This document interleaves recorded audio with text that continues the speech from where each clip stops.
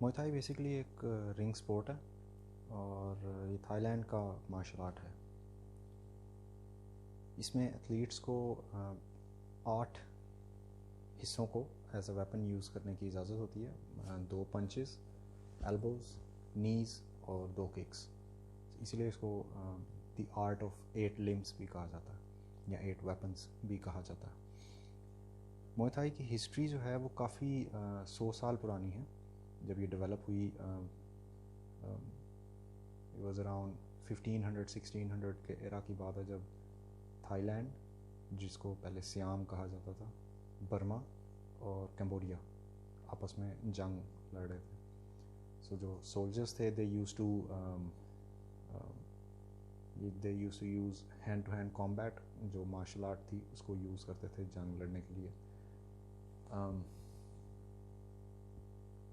1774 में बर्मा ने सियाम को, जो कि अब थाईलैंड है, उसको शिकस्त दी और उनका जो कैपिटल सिटी था अयोध्या उसको जला दिया।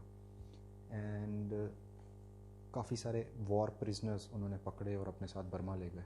बर्मा का जो किंग था उसने वहाँ पे एक प्रिजनर था जो लेजेंडरी फाइटर भी था मुay थाई का, उसको ऑफ़र किया कि अगर तुम बर्मीज़ फाइटर्स को हरा देते हो तो मैं तुम्हें आज़ादी दे दूँगा। उसका नाम था नाई खानम टॉम। अब नाई खानम टॉम ने एक के बाद एक 10 बर्मीज़ फाइटर्स को अपने हाथों से हराया। बर्मा का जो किंग था उसने उसकी तारीफ़ भी की एंड उसको आज़ाद कर दिया and he became the national hero of Thailand. अभी हर साल 17 मार्च को थाईलैंड में नाई खानम टॉम डे सेलिब्रेट करते हैं एंड अपने नेशनल हीरो को वो काफ़ी ऑनर करते हैं। टिल 1930s मुay थाई बगैर किसी रूल्स के लड़ी जाती थी, जिसमें 2 फाइटर्स के हाथ एक दूसरे के साथ बांध दिए जाते थे रस्सी के साथ, एंड जब तक उनमें से कोई एक फाइटर हार कर गिर नहीं जाता था फाइट चलती रहती थी।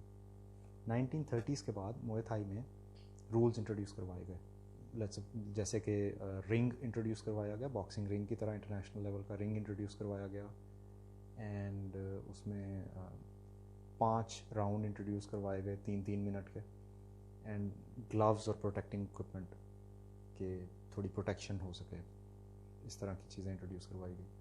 फास्ट फॉरवर्ड 1999 में थाईलैंड की गवर्नमेंट ने एक काउंसिल बनाने का सोचा जो इंटरनेशनल लेवल पे, वर्ल्ड लेवल पे मुay थाई को रेगुलेट करे, प्रमोट करे, चलाए। तो उन्होंने वर्ल्ड मुay थाई काउंसिल को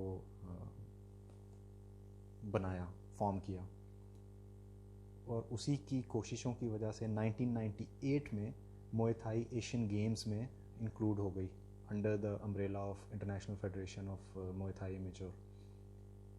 फिर थोड़ा सा हम आगे आते हैं तो 2016 में, अभी रिसेंटली 4 साल पहले, इंटरनेशनल ओलंपिक कमेटी ने मुay थाई को रिकग्नाइज़ कर लिया प्रोविजनली, एंड मुay थाई काफ़ी सारी इंटरनेशनल लेवल की गेम्स में इंक्लूड कर दी गई है, जैसे कि वर्ल्ड गेम्स में, अराफुरा गेम्स यहाँ पे ऑस्ट्रेलिया में होती हैं उसमें, एंड एशियन गेम्स में, एशियन इंडोर गेम्स में, यूनिवर्सिटी गेम्स में, and so on. And muay thai को अगर हम उसके रूल्स देखें तो मुay थाई को जब जज किया जाता है तो उसको जज करने की बेसिस होती हैं कि हर एक राउंड इंडिविजुअली जज किया जाता है कि उस राउंड को कौन जीता, कौन हारा। अब उसको जजमेंट की बेसिस जो है वो क्वांटिटी की बजाय क्वालिटी के ऊपर होती है। फॉर एग्जांपल, अगर एक फाइटर ने 20 किक्स थ्रो किया दूसरे फाइटर के ऊपर, लेकिन उनमें से ज़्यादातर किक्स लैंड नहीं किया, वो एग्जैक्टली टारगेट पे लगी नहीं, और उनका जो इम्पैक्ट था वो सेमी कॉन्टैक्ट था या प्रॉपर कॉन्टैक्ट नहीं आ रहा था, लेकिन ऑन द कॉन्ट्रेरी जो दूसरा फाइटर था उसने 8 या 9 किक्स मारी, लेकिन वो फुल इम्पैक्ट के साथ लगी, प्लस वो दूसरा जो फाइटर था वो उसको ब्लॉक नहीं कर सका, गार्ड नहीं कर सका। तो जिस फाइटर ने कम किक्स मारी लेकिन ज़्यादा इम्पैक्ट के साथ मारी और उनका फोर्स ज़्यादा थी और उनका एक्यूरेसी ज़्यादा थी, तो वो फाइटर उस राउंड को जीत जाएगा। दूसरी चीज़ जो इसमें बहुत ज़्यादा देखी जाती है वो होता है फाइटर का बैलेंस और कोऑर्डिनेशन। अगर फाइटर किक्स कर रहा है, अगर फाइटर पंचेस कर रहा है, एल्बो थ्रोस कर रहा है, नी स्ट्राइक्स कर रहा है, लेकिन जब वो स्ट्राइक करता है या जब वो अपने आप को गार्ड करता है तो उसका बैलेंस बिगड़ जाता है। सो उस फाइटर को भी जजेस जो हैं वो नेगेटिव स्कोरिंग करते हैं। सो इन बेसिस के ऊपर मुए थाई को जज किया जाता है on the basis of quality of strikes and balance and coordination, and उस फाइटर की क्वालिटी अपने आप को डिलीवर करने की वो कितना अच्छा है उस सेंस में। समटाइम्स एक फ़ाइटर ने 2 राउंड बड़े अच्छे खेले होते हैं लेकिन वो तीसरे राउंड में बिल्कुल अच्छा परफॉर्म नहीं कर पाता, तो जजेस ये अनोनिमसली डिसाइड कर लेते हैं कि नहीं जी दूसरा फाइटर जीतेगा because he survived for 3 rounds और तीसरे राउंड में उसने अच्छा परफॉर्म भी किया। So that's how muay thai is judged and scored. फिर जब पाकिस्तान की बात करें तो पाकिस्तान में मुए थाई स्टार्ट हुई इन 2001 जब लाहौर में divisional Lahore muay thai association को डिवीज़नल स्पोर्ट्स ऑफिस के साथ रजिस्टर करवाया गया, और उसी के ऊपर चलते हुए 2004 में पाकिस्तान मुए थाई फेडरेशन का क़याम अमल में लाया गया और उसको ऑफिशियली स्टार्ट किया गया इन Lahore.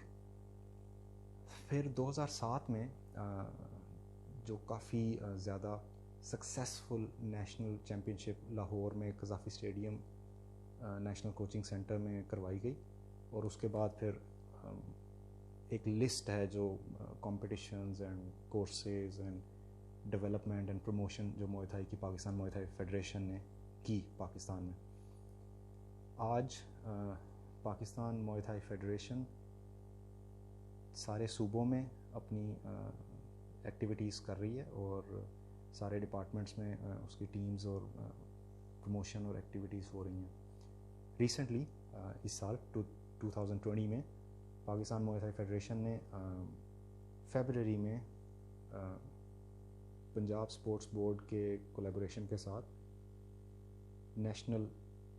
Fifth national muay thai championship conduct करवाई, the most I would say successful championship. उसमें सारे सूबाई टीमें बलूचिस्तान, सिंध, KPK, पंजाब और आज़ाद कश्मीर और गिलगित बल्तिस्तान इन्होंने पार्टिसिपेट किया, और उसके अलावा तमाम डिपार्टमेंट्स ने, जो डिपार्टमेंट्स की टीमें लाइक पुलिस, वापडा, रेलवे, इन लोगों की टीमों ने, इन डिपार्टमेंट्स की टीमों ने भी भरपूर उसमें पार्टिसिपेट किया।